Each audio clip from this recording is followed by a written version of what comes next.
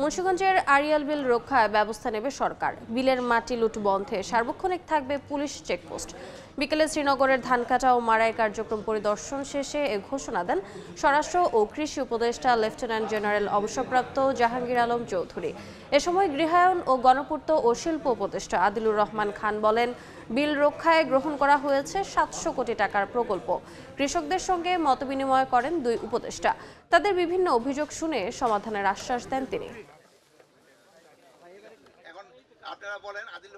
আড়ইল বিলের যেন যে একটা যে বৈচিত্র্য, এইটা যেন কোনো অবস্থায় নষ্ট না হয়, এদিকে আমরা চেষ্টা করব। এই যে আপনাদের যে ছোটোখাটো দুই একটা সমস্যা আছে, এটা আমরা অবশ্যই সমাধান করে দিব। আর ওই যে একটা বলছেন যে একটা খালের একটু খননের দরকার আছে, ওইটা করে দিব। আর আপনারা চাইছেন যে এখানে একটা পোস্ট করে দেওয়ার জন্য, ওইটা আমরা করে দিব। আড়ইল বিলের প্রাণ বৈচিত্র্য, পরিবেশ এগুলি রক্ষা করে, কৃষকের অধিকার রক্ষা করে, এখানে যেন কাজটা হয়, উন্নয়নটা হয় এবং প্রকৃতি পরিবেশ রক্ষা করে তারপরে হয়।